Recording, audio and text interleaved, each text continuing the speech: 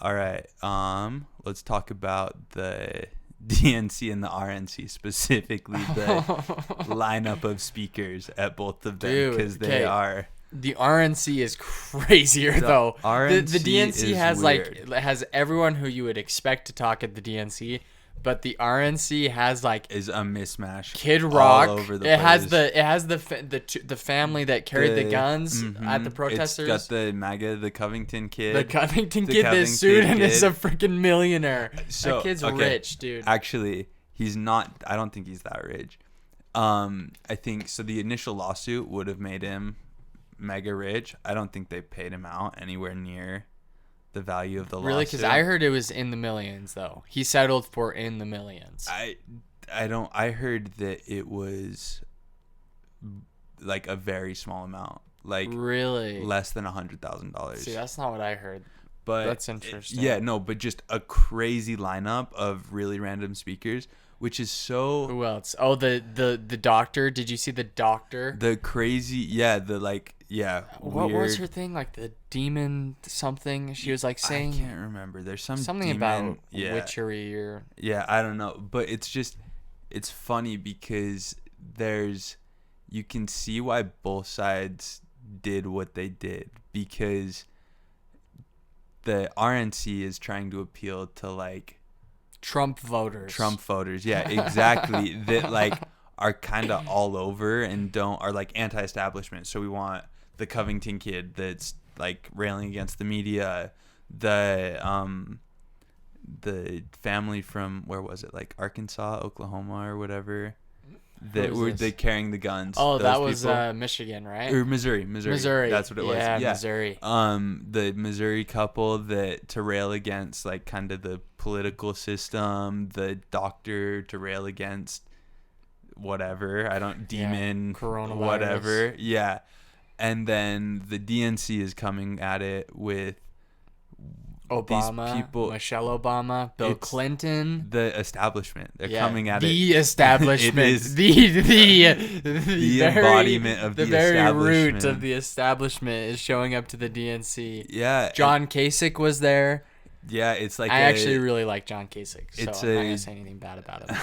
It's a menagerie of the Democratic establishment and like never Trumper Republicans. Yep. Like they had like 3 or 4 Republicans talking. They're all just like never Trumper Republicans. Who do you think went to who? Do you think the DNC went to those never Trump Republicans, or do you think those never Trump Republicans went to the DNC? I mean, they're basically a wing. I'm surprised Mitt Romney wasn't there.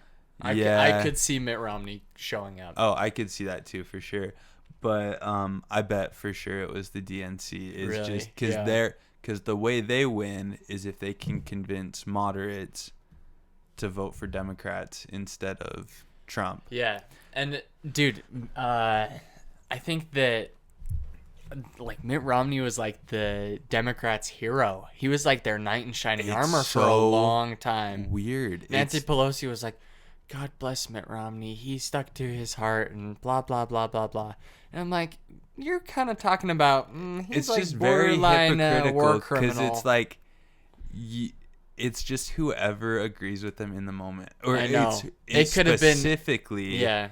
In like if Mitch McConnell came out and like blasted Trump, and they would have been like, yes, Mitch, awesome, Mitch McConnell, Mitch, my savior. There's nothing. It's just if you hate Trump, you're good. I mean, like there's the Lincoln Project. That's the like that supposed familiar. to be. What is that? It's like it's the Republicans Against Trump kind of organization, like super PAC that will like run ads and stuff. That's basically just a wing of the Democratic Party. And it's funny that you can, even as crazy as the RNC speakers were and as kind of expected as the DNC speakers were, I think it reveals a lot about what both parties are focused on and what their kind of goal of the conventions are. Yeah, the DNC wants the status quo. They want to put Joe Biden in, who has been in politics his entire life, for the majority of his 40, life. 50 years. Yeah. This guy was around when literally segregation like issues were just taking place. Absurd amount of time. And scary. Hasn't really changed any whatever, but their whole idea is that we don't want it's weird because it's a weird balancing act for them, because you've got the left wing of the party that wants drastic change. They want a ridiculous amount of change. And then you have the further right wing of the party that... Of the DNC. Yeah, not the right wing. But that kind of wants the status quo.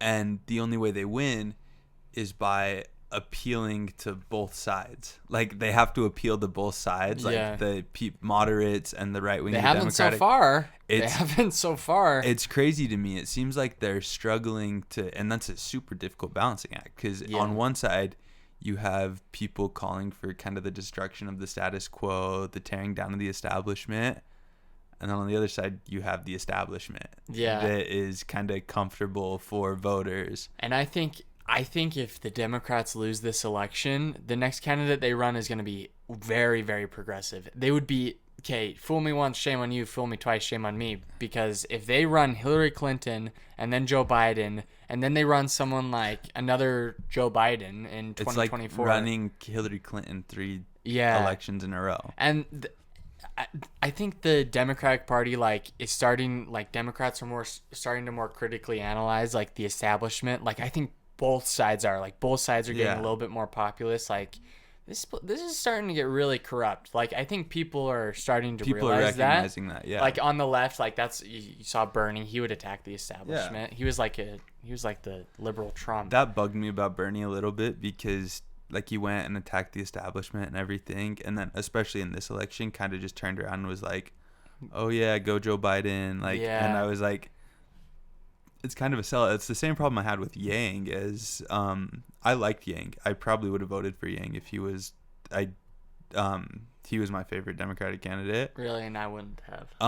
But he finished his campaign and then took a job as an analyst with CNN, and I was like, yeah. Part of your platform was talking about the media and how problematic it's been, and then you just go and take a CNN job. That money smells good. Yeah, to all those politician wannabes. But yeah,